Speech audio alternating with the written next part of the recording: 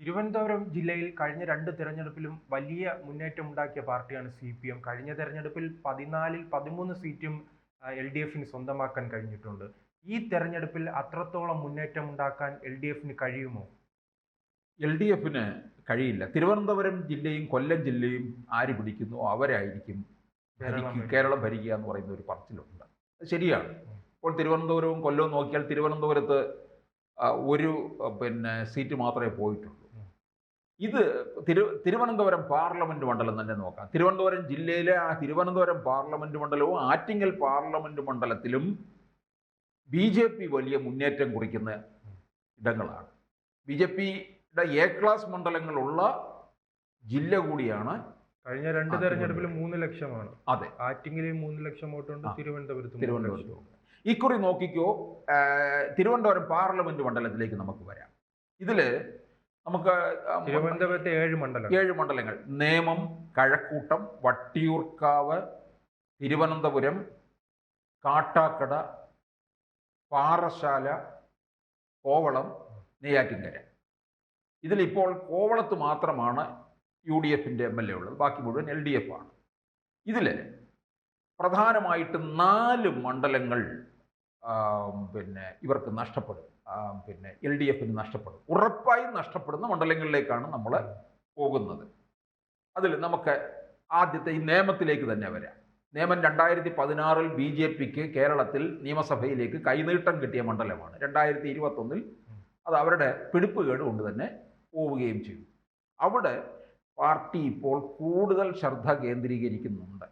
തിരുവനന്തപുരം നഗരസഭയിലെ വാർഡുകളിൽ നേമം മണ്ഡലത്തിലുള്ള വാർഡുകൾ കൂടുതലും BJPക്കാണ്. RSSന്റെ ശാഖകൾ ധാരാളമുള്ള ഒരു മണ്ഡലം കൂടിയാണ് നേമം. നേമത്ത് രാജീവ് ചന്ദ്രശേഖറാണ് മത്സരിക്കും എന്നറിയുന്നത്. അവിടെ പാർട്ടിക്ക്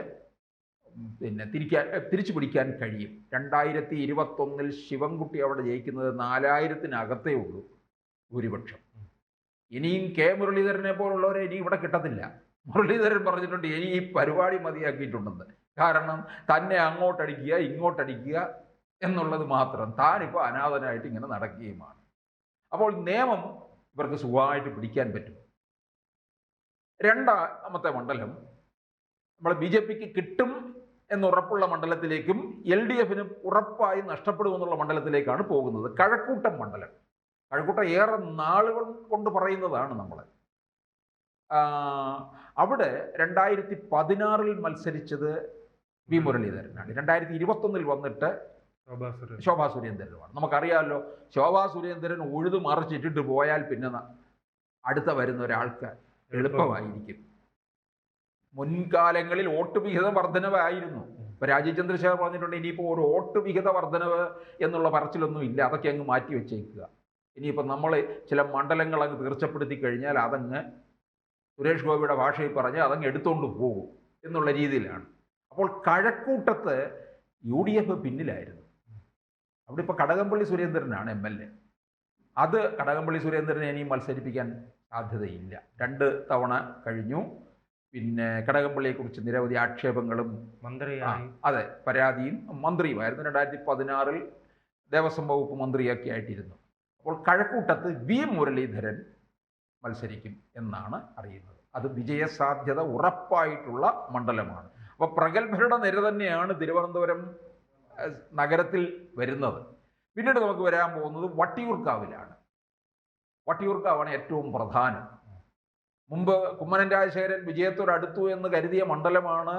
ഇക്കഴിഞ്ഞ ലോക്സഭാ തെരഞ്ഞെടുപ്പിൽ രാജീവ് ചന്ദ്രശേഖർ വളരെ മുമ്പിൽ നിന്ന മണ്ഡലവുമാണ് ഇതൊക്കെ, ഈ നേമവും കഴക്കൂട്ടവും വട്ടിയൂർക്കാവും.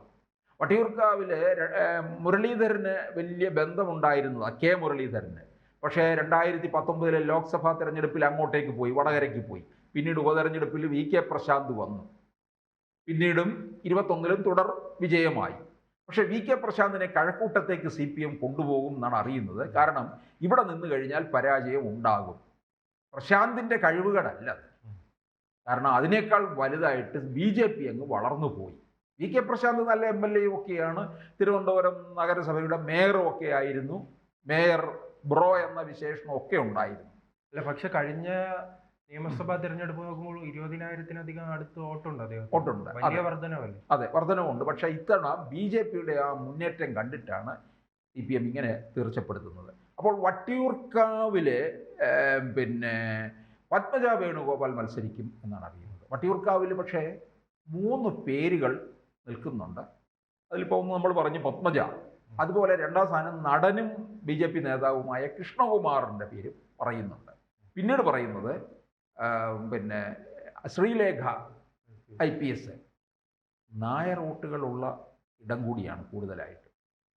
പിന്നെ ഇത് പഴയ തിരുവനന്തപുരം നോർത്ത് മണ്ഡലമാണ് ഈ വട്ടിയൂർക്കാവായിട്ട് മാറുന്നത്. അതോടൊപ്പം തന്നെ IT ഫീൽഡും സർക്കാർ ജോലിക്കാരും എല്ലാം വലിയ രീതിയിൽ താമസിക്കുന്ന ഒരു മണ്ഡലം കൂടിയാണ്. അതുകൊണ്ടായിരിക്കും ഈ ശ്രീലേഖയെ പരിഗണിക്കുന്നതിനെ കുറിച്ച് ചർച്ച ചെയ്യാണ്. അതെ, അവിടെ ഒരു അന്തിമ തീരുമാനത്തിലേക്ക് കടന്നിട്ടില്ല. നേമത്ത് എന്തായാലും രാജീവ് ചന്ദ്രശേഖർ തന്നെയായിരിക്കും. കഴക്കൂട്ടത്ത് V മുരളീധരനും വട്ടിയൂർക്കാവിലെ ഈ പറഞ്ഞ 3 പേരിൽ ആരെങ്കിലും ഒരാളായിരിക്കും. നാലാമതൊരാൾ വരുത്തില്ല. പിന്നെ തിരുവനന്തപുരം സെൻട്രൽ മണ്ഡലമാണ്. തിരുവനന്തപുരം സെൻട്രൽ മണ്ഡലത്തിൽ BJP കഴിഞ്ഞ തവണ 21-ല് 3-ാം സ്ഥാനത്തായിരുന്നു. അന്നും കൃഷ്ണകുമാറാണ് മത്സരിച്ചത്. ആന്റണി രാജു, VS ശിവകുമാറാണ്. ജനാധിപത്യ കേരള കോൺഗ്രസ് ആണ്. അത് മിക്കവാറും ആ സീറ്റ് ഇല്ലാതാകും. ജനാധിപത്യ കേരള കോൺഗ്രസ് അതങ്ങ് CPM ഏറ്റെടുക്കും. CPM-ൻ്റെ ഏതെങ്കിലും സ്ഥാനാർത്ഥി മത്സരിക്കും. അങ്ങനെ വരുമ്പോൾ ഇവിടെ UDF-നകത്തെ ഘടകകക്ഷിയായ CMB-യും ആഞ്ഞു പിടിക്കുകയാണ് ഈ മണ്ഡലം. അവർക്ക് തന്നെയാണ് എന്നുള്ള രീതിയിൽ CMB-യിലെ CP ജോൺ പ്രവർത്തനം തുടങ്ങിയിട്ടുണ്ട് ആ മണ്ഡലത്തിൽ.